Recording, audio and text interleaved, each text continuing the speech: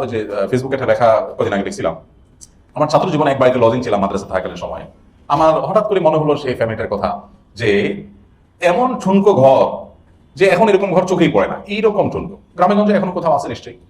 তো তারা বেচারারা একটা হাঁস না মোরগে ডিম পারতো, ওইটাই আমাকে ভেজে ভাত দিত তারা, এবং এইটা দিত যে তারা, মানে আমার কাছে এখন বুঝি, তখন তো ছোট ছিলাম, এখন ফিল হয় যে তাদের মধ্যে কোনো দুঃখ ছিল না, তারা খুব খুশি ছিল যে একটা মাদ্রাসা ছেলেকে সে লজিং রেখেছে, এবং সে কোনো দারিদ্র আছে তার এরকম কোনো ফিল তার মধ্যে আছে বলে আমার মনে হয় না। যা পাইছে খাইছে আলহামদুলিল্লাহ, খুব খুশি।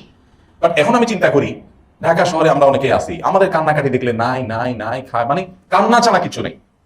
এই সবগুলো মূলত আমাদের এক্সপেকটেশন বেশি হওয়ার কারণে হয়েছে। অল্প পয়সায় চলতে চান, এক্সপেকটেশন জিরো করে ফেলা, নামায় ফেলা, আমার যা আছে তা দিয়ে চলবো, একেবারে কষ্ট করে চলবো। সাহাবা একরামের কথা চিন্তা করেন, নবী করিম সাল্লাল্লাহু আলাইহি ওয়াসাল্লাম বাসায় খেজুর এবং পানি, এই দুইটা ছাড়া কিছু ছিল না, দুই আইটেম, শুধু পানি আর খেজুর। মাসকে মাস গেছে, চুলায় আগুন জ্বলেনি, চুলায় আগুন। চিন্তা করেন, এক সপ্তাহ রান্না করা খাবার না খাইলে আমরা পাগল হয়ে যাবো। এক সপ্তাহ যদি শুধুমাত্র শুকনা বিসিরি সিগুলো খেয়ে থাকা লাগে, নিউজ হবে রীতিমতো মিডিয়াতে, এক সপ্তাহ ধরে ভাত খায়নি, তাই না? বন্যায় 8 দিন হয়েছে চুলা রান্না হয়নি, সুবহানাল্লাহ, লিড নিউজ হচ্ছে না?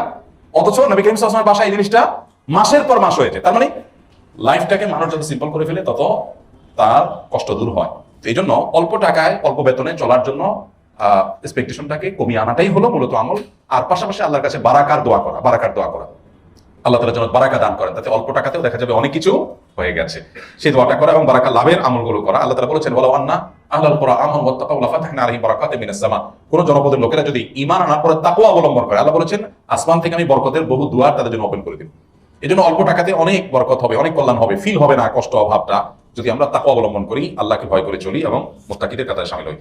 আমার পিতা আমার মায়ের উপর অনেক জুলুম করেন, সেক্ষেত্রে আমি বাবাকে কিছু বললে আমার উপরে মন খারাপ করেন, এক্ষেত্রে আমার করণীয় কি? পিতা আমাদের বিষয়টা একটু স্পর্শকাতর। যদি দেখা যায় যে খুব বেশি জটিল হয়ে যাচ্ছে, আমি এখানে ইন্টারফেয়ার করলে বাবা মা মানে মন খারাপ করছেন, তো সেক্ষেত্রে আপনি নাসিহার লেভেল পর্যন্ত, উপদেশের লেভেল পর্যন্ত যেতে পারেন, কিন্তু আপনি সেখানে এমন কিছু করতে পারেন না যে এইটা আরেকটা আপনার অনধিকার চর্চা হয়। অর্থাৎ বাবাকে আপনি গালিগালাজ করলেন, তার উপর আপনি ফোর্স করেন, এটা আপনি করতে পারেন না। সে অন্যায় করছে, তার অন্যায়ের জন্য দায়ী আল্লাহর কাছে হবে, আপনি অন্য কাউকে সেখানে ইনভলভ করাতে পারেন। বড় আমি বর্তমানে বাংলাদেশে একটি সরকারি ব্যাংকে কর্মরত, ব্যাংকে চাকরি করার বিষয়ে অনিচ্ছা থাকা সত্ত্বেও এখনো ছেড়ে দেওয়া সম্ভব হচ্ছে না।